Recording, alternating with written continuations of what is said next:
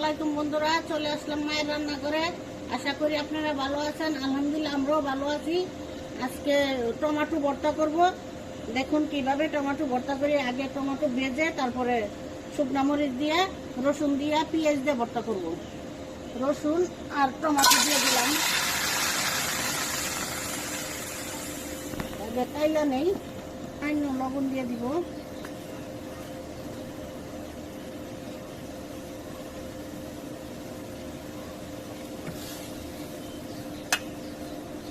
এখন এইভাবেই থাক, রেখে দিব না।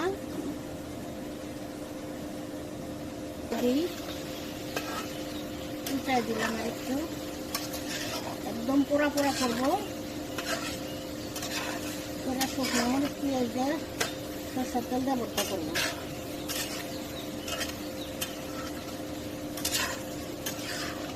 কোয়া রসুনও দিয়ে দিছি।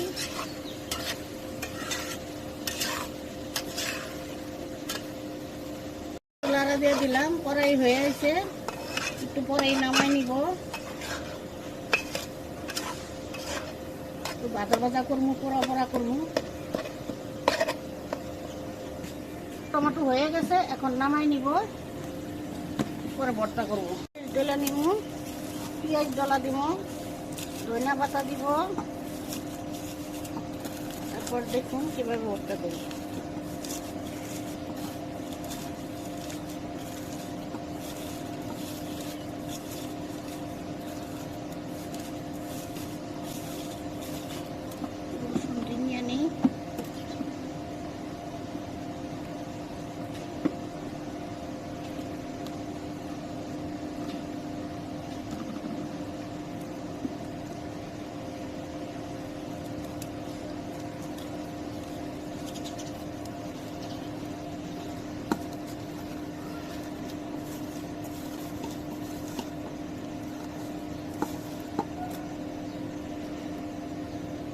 দেখুন পেঁয়াজ, মরিচ, ধনিয়া পাতা, রসুন বলতাছি, ভর্তা করব।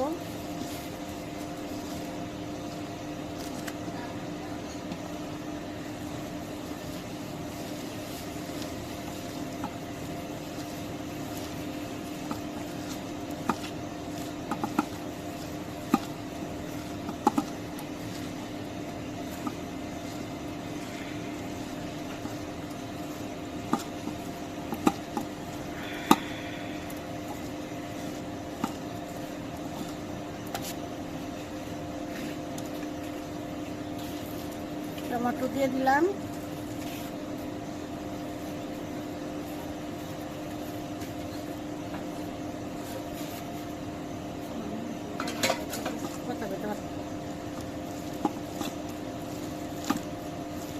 এখন একটু ডইলা নেই, তারপরে তেল দিব।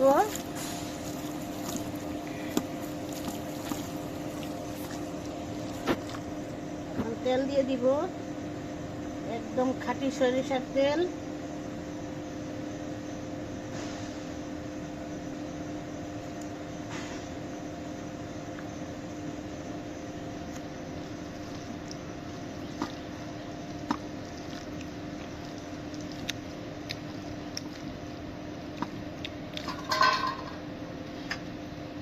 ভর্তা হয়ে গেছে।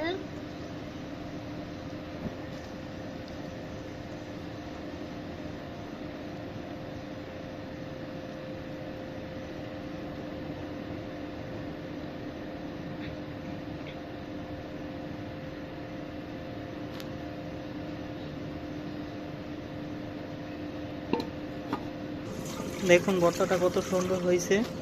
এভাবে ভর্তা বানিয়ে অবশ্যই খেয়ে কমেন্ট করে জানাবেন কীরকম হয়েছে।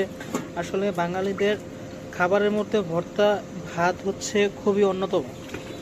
আমরা তা ভালো করেই জানি যে বাঙালিরা ভর্তা কতটা পছন্দ করে। আপনারা এইভাবে ভর্তা বানিয়ে অবশ্যই খেয়ে দেখবেন, অনেক ভালো লাগে, অনেক মজাদার হয়। ঘরের খাবার খাবেন, সুস্বাস্থ্য অধিকারী হবেন, স্বাস্থ্যবান খাবার খাবেন, ভালো খাবার খাবেন। আবারও কোনো নতুন রান্নার রেসিপি নিয়ে আপনাদের সামনে হাজির হব।